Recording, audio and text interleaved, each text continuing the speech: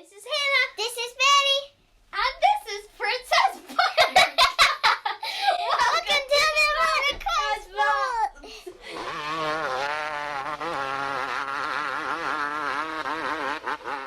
Hello, this is Tony Blazer back with another video here for the Motocross Vault. And this one's going to be a little bit different. What I thought I'd do is, one of the questions I commonly get is advice about motorcycles.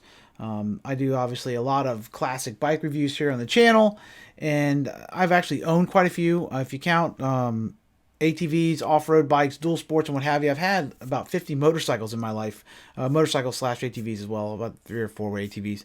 But I've had a huge swath of different types of motorcycles, different types of machines. I've had, like I said, a few street bikes, a few dual sports, a lot of motocross bikes, a few off-road machines. I'm a huge motorcycle fan, as you can tell. Got all these cool bikes, magazines back here, and I get a lot of people asking me for advice on machines. What bike did I like? What do I not like? What was good about this one? Yada yada yada. So I thought what would be kind of fun to do is take a look back at the bikes I've owned. Instead of doing like the traditional bike review like I normally do, this is going to be more like a review of just the machines I've owned, my recollections, what I liked and didn't like, what I remember about them, what I thought about them at the time. So I thought, and because there's so darn many of them, I thought I'd divide them into a couple of different videos. This first one's going to be the 125s. I've had several 125s over the years. Huge fan of 125s, even though I'm way too much of a big guy, big fat fellow these days. 125s kind of struggle with my weight on them, but I was always more comfortable in the smaller machines. That's why I like 250F, 4-strokes, and 125s in general. I just feel more comfortable on them. I've had many 250s, I've had many 450s and open bikes as well, but my first love has always been the small machines. I like, holding it wide open and just the sound, the riding, it's just fun. So this is going to be like a rundown of some of the 125s I've owned and what I remember about them, like I said, and what I thought about them at the think about them now, in hindsight. If you like this sort of thing, if you could subscribe to the channel, I'd really appreciate it. It certainly helps. If you give it a thumbs up, you rate it, share it on social media, I really appreciate that. If you'd like to support the channel as well, I do have some Motocross Vault merch. I just did this new little shirt design. Other ones is available as well on our Teespring. The little link is in the description below. I just started a podcast as well. I've been thinking about doing that for a while. I'm not sure what I'm going to put there right now. It's just been a couple of audio versions of the videos I've been doing, kind of taking them. Some translate better than others. I took a couple there. I'm going to see. I might be doing some other stuff as well. I'm open to suggestions on what y'all would like to hear. If you'd like to check it out, you can find it on Apple Podcasts, Spotify, Overcast, Downcast, Google, all the normal podcast areas. If you check it out, if you can do me a favor and leave a rating, I'd certainly appreciate it. Little recommendation if you dig it, I'd appreciate it. Help grow that as well. I would certainly appreciate the help. So here's my thoughts on the awesome collection of 125s I've owned over the years. First up, the 1987 Kawasaki Kx 125. If you're familiar with some of the other things I've done, podcasts and other videos and what have you, you probably know that I was not able to have a bike when I was little. My parents were not into motocross, not into motorcycling at all. I used to beg my dad for a YZ80 or something when we were little, and he was not down for that. So I didn't get a motorcycle till I was in my teens. I think my first real motocross bike, I was about 16. I picked up a used Cr125 in 1978 for like $250. So maybe a year and a half after that, I got my first 125, which was a 1987 Kx 125. It was used. This was a bike that actually, first motorcycle I raced. This is the bike I raced at Antietam, maybe 1988 or so. I don't know, somewhere around there. I was the first time I actually raced on a motocross track. I never experienced anything like a motocross track when I first started riding. We rode trails. I have a little trail here at my parents' house in Loudoun County in Virginia. And it was like a little motocross track, kind of through the woods, more like what you call like a little hare scrambles track. We had to build all the jumps with a shovel and a wheelbarrow and stuff, so it wasn't like we could build anything too crazy. So I had not really much experience with motocross bikes. So this was a good kind of introduction to what it was like to ride a 125. So I wanted to get something a lot more modern. The that 78 Cr250 was a cool motorcycle, certainly. Now I'd love to have it. It's an awesome classic bike, but wasn't really at that point. You're going to be way out of date. It wasn't like today where you could ride a like a 5 or 6 year old bike and not have any kind of real disadvantage. Back then, a 78 might as well have been 40 years old compared to like a modern 87 bike. So this KX was, again, my first real experience with like a modern motorcycle. It had dual disc brakes. It had a power valve, had liquid cooling, cool machine. What I do remember about it is the motor was pretty snappy. It was more of a low to mid power. I know 86 was mostly top end power. I remember it being punchy, but not like holy crap rocket fast. At the time, a buddy of mine had a 1985 Cr125. And my KX had a little more zip than that. The 85 CR wasn't really great. The 86 was a way better bike. But this KX was a good beginner bike. The suspension was soft. As I said, I've always been on the heavier side. Back then, I was probably a $175 or something. I was, heavy per se. I'd love to be a 175 now. But back then, that was still a little bit hefty, on that bike. With the stock suspension, it would bottom out pretty hard if you had any big jumps. I remember the brakes being like very grabby. These early discs, my 88 YZ the same way. That when they first went to the disc brakes, the rear discs were kind of like tough to modulate, and this bike had really kind of grabby discs. But my main takeaway was the motor was pretty snappy, not phenomenal, and the suspension was like way soft. Overall, I had that bike. I might have had it like a year. It's hard to remember now, but it was a good first bike to try out motocross with. I always thought the thing kind of looked funny. That uni radiator was a little bit weird. Again, I'd love to have any of these motorcycles now. They're all classics, but it was a great way to start out my riding career, but I really didn't know what I was doing. I was a complete spode. Clearly, the riding on display is not great, but it was a cool first motorcycle, and a great introduction to really having that racing experience. Next up, the 1988 Yamaha YZ125. After I'd had the KX for a while, I decided I wanted to upgrade, and the bike we had in mind for was a 1988 KX125, which was a complete redesign in '88. Went to the case reed motor, all new bodywork, still uni radiator, still not maybe the best looking motorcycle in the world, but had a lot of stuff the 87 did. The 87 didn't have cartridge forks. The 88 was a much improved motorcycle in most ways. And back in those days, there was no eBay, no, you sure as hell couldn't look on the internet. Internet didn't exist. This is like 1988, 89 era. So I was looking for a pre-owned KX125. So I got the local cycle trader. Myself and my buddy Jamie Connor, we jump in our car, go to check out this 88 KX125. We get there, and that bike turns out to be a 1987 KX125, the motorcycle I literally had just sold. So I was like, oh my God. So we thought we wasted a day. So we went to the local 7-Eleven down the street from where we were in Heights from Marin or someplace, and we grabbed a new, I think it was probably the Cycle Weekly or something back then. I don't remember. One of those, in the old days before the internet, we all used magazines to check for the, see where a bike was for sale. And somebody had an 88 YZ125 for sale.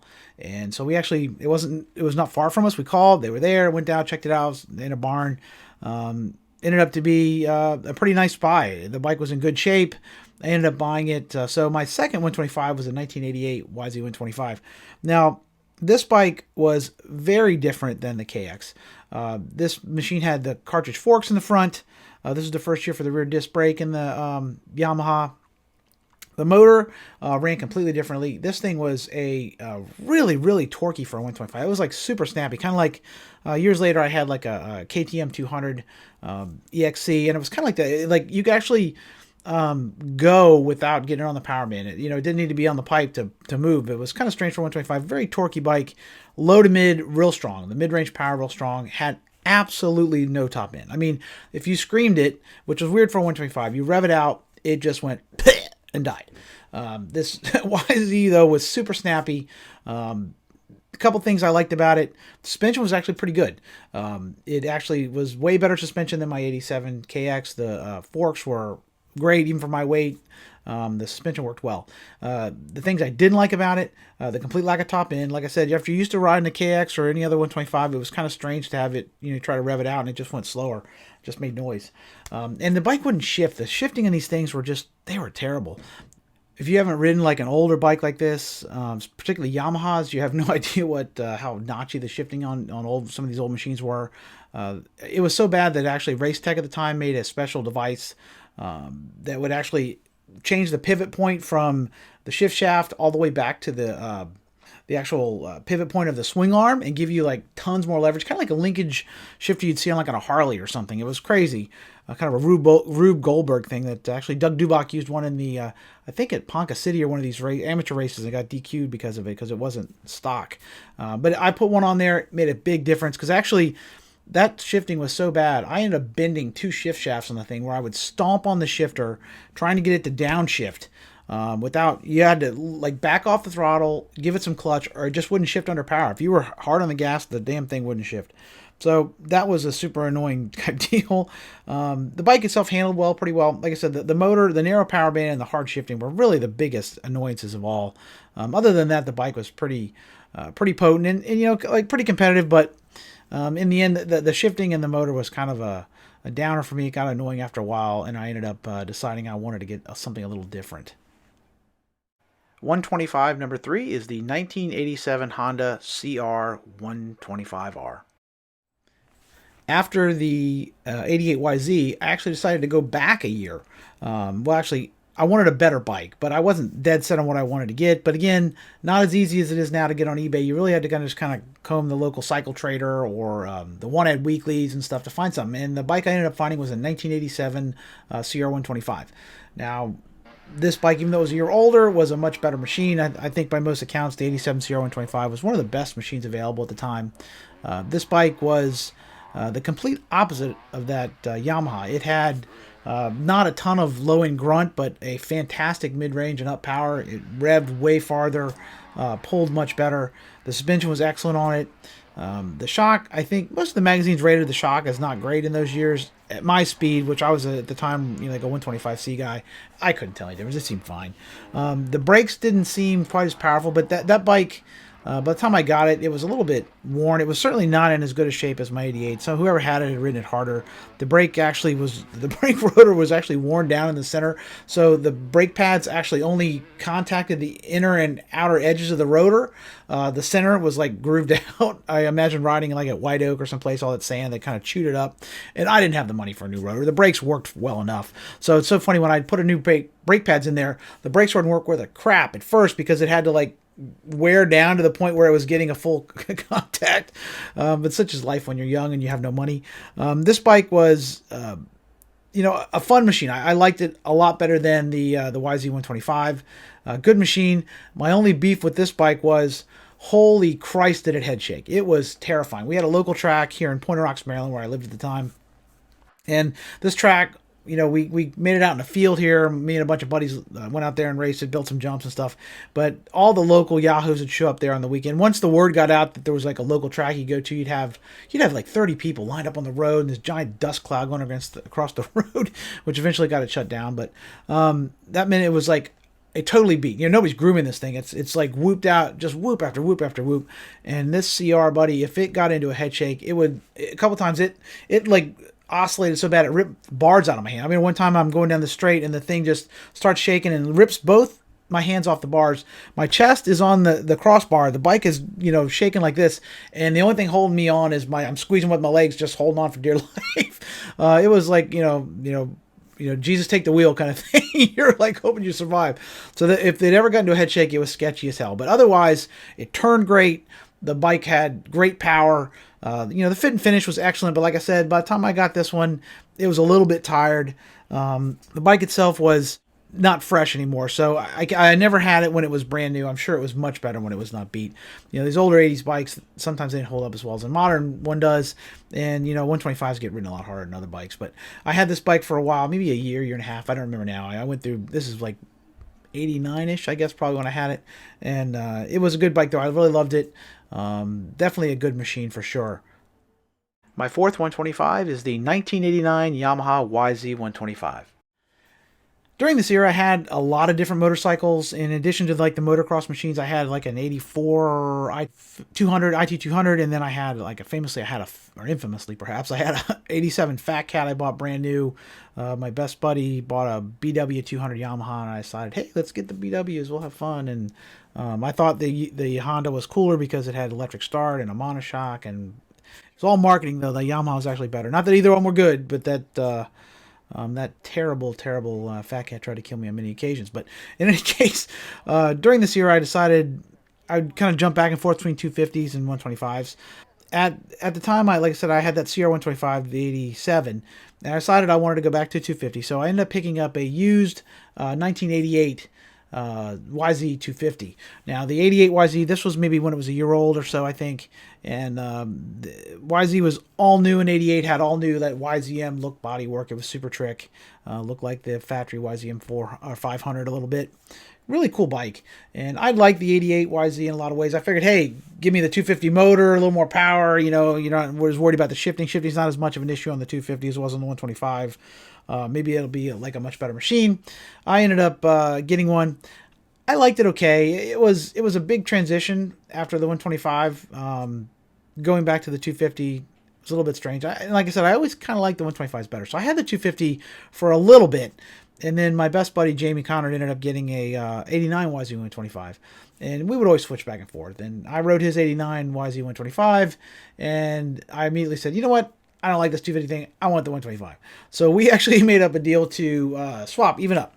So he got my 88 YZ250. I got his 89 YZ125. We did an even swap. And ended up back on a 125. Now, this 125 was definitely better than my 88. The shifting was a little bit better, but not great. I actually still used that Race Tech shifter thing on it. It had a little bit better power in that the power pulled a little farther. It wasn't quite as potent. The 88 was like super punchy. This 89 was a little smoother. None of these bikes that were really great machines in terms of the power band. Really from 86 till maybe 90, all those YZ125s are very mid-range only. At least those early ones are strong, though. They have good, strong power. 91, they kind of screwed the power up, and 91, 92, 93 are all just gutless. But those early ones, at least they ran pretty well, just not real far. And it was very weird, again, after getting off the Honda Cr125, which like pulled to the moon. You get back on this YZ, which is kind of a mid-range only. I did like the fact that it didn't head shake like the CR. There was none of that holy crap, you know, you're going to die and poop your pants head shake on high speed straights. Maybe it didn't turn quite as well, but I think it was pretty close. I like this bike. The way it handled was really nice. This was the first year for the upside down forks.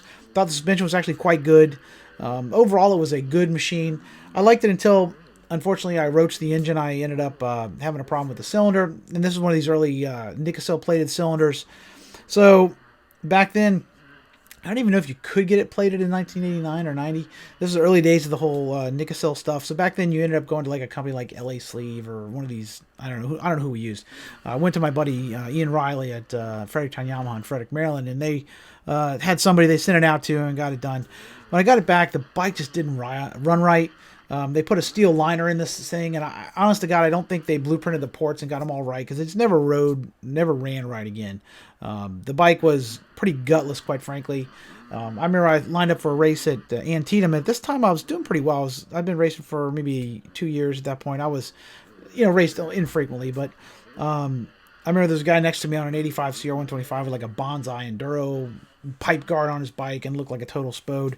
And I remember he ripped the whole shot on me. I was getting terrible stops. I'm like, I cannot keep this bike. This thing is causing me to get 31st place starts every race. Had to get rid of it.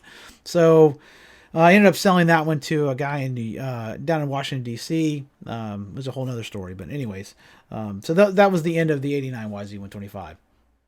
The fifth 125 I owned was the 1990 Honda Cr125R. After I got rid of the YZ125, I decided I wanted to get something with a little more power. So I went with the most powerful machine in the class at the time, the 1990 Cr125. Now this bike was a huge improvement in most every way over the YZ125 at the time. Way more power. This was the first year for the Honda PowerPort engine on the 125.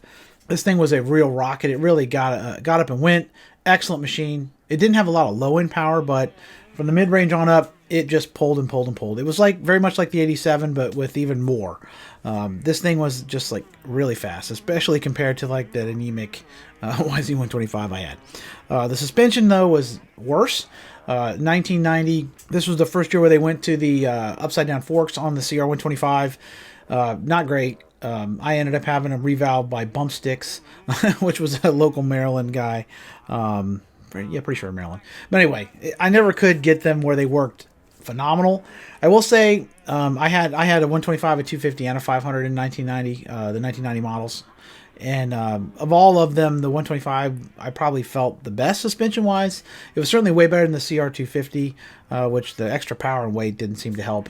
The 125 was at least raceable stock. It wasn't like you were constantly, holy crap, I hate this thing. But the suspension was pretty grim. The bike handled great, though. Had a slim layout. I like the new layout over the 87. The 87 was a little more pudgy and stuff. The new low boy tank and layout was great. Overall, it was a great motorcycle. I got a lot of hole shots on this bike.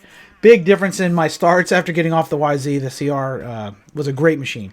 Love this bike, like I said. Basically, this was the last 125 I'd have for about, I don't know, 4 or 5 years, I guess. Maybe 2 or 3. Okay, it's hard. It all kind of runs together in the 90s. I had this bike for a little while, and then like maybe I got rid of it in 93 or so, I think. And then I wouldn't get another 125 until like 96. So I went to the 250 class for a few years. Kind of went 250 exclusively for a while, and that kind of got out of the 125s for a couple years. But this was a great machine. It wasn't because this bike was bad. I just decided I wanted to do something a little different. Like I said, I was always flipping back and forth. Never could decide what I wanted to do. So I'd try this, try that, and certainly this was one of my favorite 125s that I had, in spite of the fact that the suspension wasn't great. The sixth 125 I owned, the 1996 Suzuki RM125. After I got rid of the 1990 CR125, I went this 250 only for a few years. I'll get into those in the 250 video, but I had a few of them in the intervening couple of years there. But in 1995, Suzuki introduced an all-new RM lineup, and man, I was just infatuated with these machines. I really, really loved the looks of them. I thought they were kind of looked like yellow CRs. I just thought it was a great looking motorcycle, and I had to have one. I ended up getting a 125 and a 250 in 1996, the all new RM125. It was actually, it's funny.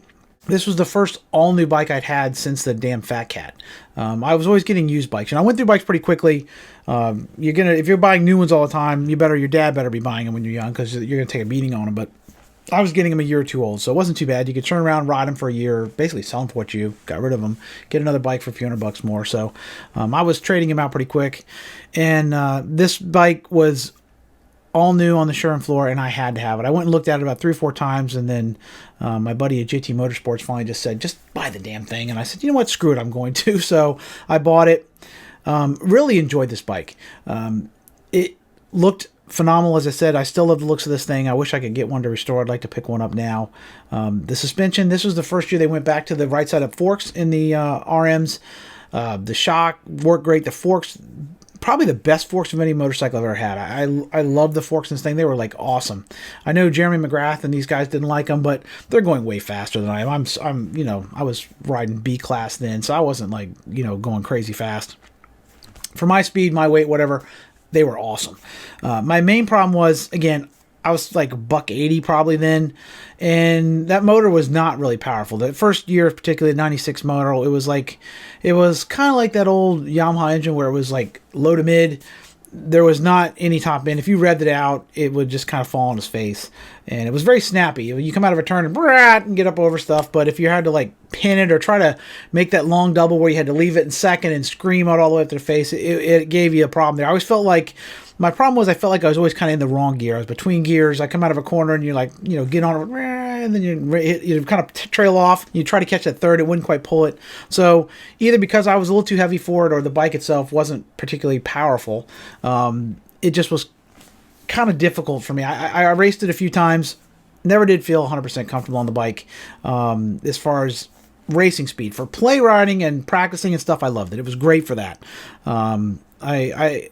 I might have raced it 4 or 5 times, but in any case, I had it about, 6 months, and I decided, you know what, I'm going back to the 250 class. So that's when I ended up getting rid of the 125 and picking up a 96 RM 250. Very similar bike, but like I said, I'll cover that in the other video. My 7th 125, the 1999 Honda Cr125R. In 1999, I got the bright idea to go back to the 125 class. After a couple years on the bigger bikes, my buddy James Rowell picked up a 1999 Cr125. That got me thinking, hey, I want to go ahead and get a 125. So my initial thought was to pick up a YZ125. At the time, the YZ125 was by far the best bike in the class, but I couldn't find one. I went to my local, a couple friends of mine owned dealerships. I couldn't find any around them. Nobody had them. It must have been late in the year. I don't remember exactly when I bought it, but so I decided, why not get the Honda? What could be wrong, right? What could go wrong? It looked cool. I love the looks of the perimeter frames on these bikes.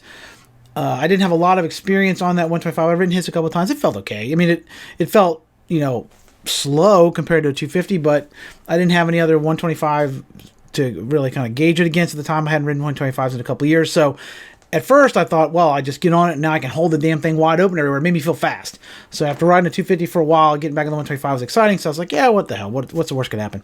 Well, once I got that bike, I immediately regretted this decision.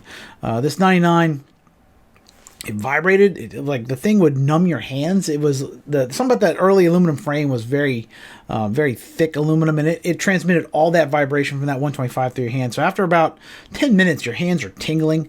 The suspension was pretty decent, but the motor was awful. Right?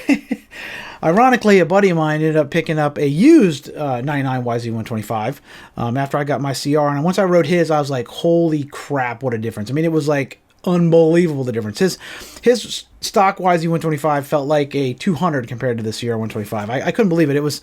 There's no way that this 99 would have outrun my 90. I guarantee my 1990 stock CR125 would have put the whoop ass on it. It's funny because the engines are very similar. They have the same cylinder kind of layout and stuff like that, although this one had a 5-speed, not a 6-speed, but something about that aluminum frame, the airbox or whatever, it just killed the power. The thing was, as much as I said I thought I felt I was between gears on my 96 RM, it was way worse on this. The bike, it just didn't have torque. You don't expect any 125 to have a ton of it, but you'd have to fry the clutch out of turns, and then it'd hit this little burp in the middle of the mid-range where you feel, okay, we're going to go, and then it would just like fall on its face. I hated this motorcycle. I had it, I don't know, maybe 8 months, 9 months, not very long. And I bought it new, so I took a beating on it when I sold it, but I had to get rid of it. I ended up, we were out at my buddy Greg Harrison's place here in Leesburg, and he had somebody else out there with a new YZ, 98 YZ400F. And I rode that thing, and I was like, mind blown. I'd never ridden anything like it. I've ridden plenty of 4-strokes. I've had 4-strokes myself over the years. I've never ridden anything like this, though. That was when they were brand new out there, and I got on it. And although it felt very heavy, especially compared to a CR125, there was like zero vibration. The motor just pulled and pulled and pulled, and I was like, F this CR125. I hate you. I don't care if I take a loss. I am done. So that was not a great financial move on my part, but I was glad to get rid of it. Hated that bike. Terrible. I'd take one now just to have it in my garage and look at it because it's cool, but maybe the worst 125 I ever owned. Definitely not my favorite for sure. My eighth, and at least for now, final 125, the 2008 KTM 125 SX. Now we come to the end of my 125 story. This was the last 125 I owned, which was the 2008 KTM 125 SX. At this point, I'd had a couple of KTMs. I had a 525 SX in 2005. I had a 2005 KTM 200 EXC. I was fairly familiar with KTMs. I like those 05s quite a bit, and I don't really remember what prompted me to decide to go back to the 125s. Like I said, I was going through a lot of different bikes. At the time when I got this bike, I think I probably had an 05 CR 450R in my garage. I had a 1990 CR 500, and I decided I wanted a 125 to kind of play with. So I went and bought this thing brand new. After so many years off of the 125, I just couldn't quite come to grips with it. I will say that the bike was cool. It was neat looking, very different. At first, when they came up with the new body style in 07, I wasn't really on board with the KTM look, but quickly it kind of grew on me because it was just so different. It looked a lot better too. I ended up taking all the black stuff off mine and putting like orange plastic on it. I think it looked pretty good. If you put the orange stuff on it, got the Red Bull replica graphics, the bike was pretty cool looking. Certainly unique. I never obviously was taken on a motocross, a supercross track or anything. I took on a motocross track, not a supercross track. So I know that the no-link suspension didn't work so well for pros and stuff, but I was just play riding at this point. In fact, I'd stopped racing. I think my last racing was maybe 04. So by 08, I was just taking out to the track to play on. It was fun for that, but honestly, after getting off a 500 and a 454 stroke, I just could not get used to that 125 power. It felt like as soon as it went to go, I had to shift. And then I had to go shift. Like the power band felt like this big. And once I got used to riding it again, it was actually pretty potent. I mean, it's certainly way peppier than any of the 125s I had before. These things were rockets for 125s. And, you know, my buddy Jamie, he just got, a couple years ago, he got a 2016 125 SX, and it pulls my fat butt around. These 125s now are super impressive. So it wasn't the bike's problem. I would just kind of, I'd gotten lazy riding these big, powerful monster machines, and it just was kind of out of step with me. But it was a cool motorcycle. I thought the suspension worked fine for my butt. Once you got used to riding it, it was just hard for me to jump back and forth. I'd have to ride that all day, and then I'd get used to it. And then if you jump back on the 450 or the 500, that would wreck you. You're like, holy crap, how do I go back and forth? I always amazed me. I'd see guys back in the old days, they'd ride like a 125, a 250, and a 500 in a local race all on the same day. I'm like, how the hell do you do that? Even when I had the same bikes, it always took me a little bit of time to get used to one to the other, especially the just pronounced difference between like a big bore and a small little thing. So it was a cool bike, super trick bike. I kind of wish I still had it again, like some of these bikes. I wish I had like Greg Prim's collection. I could keep all these old machines. It was a neat machine, but by that point, my 125 days were kind of gone. I just was old and slow and not really down with pinning it everywhere anymore. So I probably didn't give that 2008 its due. So there you have it. A look back at some of the 125s I've owned. Like I said, this one's just going to cover the 125s. I'm going to do a separate video for the 250s and then for the open bikes I've had. If you like this, let me know. Like I said, I certainly appreciate the feedback. I love the comments everybody leaves. Love the community here on YouTube. Everybody's super positive. I really appreciate all the positive sentiments you give me. I'm glad people do enjoy these. Like I said, I will be posting the audio version of this to my podcast as well. That's the Motocross Vault. You can find it on Apple Podcasts, Stitcher, everywhere else you'd find podcasts. So if you like to listen to this in the car, this one particularly, you know, there's some visual elements to it, but I'm sure if you like to hear what I think with the others, you can just listen to the audio version. If you can leave a review, share it with your friends, like it, I'd certainly appreciate it. And until we see you again, this is Tony Blazer for the Motocross Vault. Peace.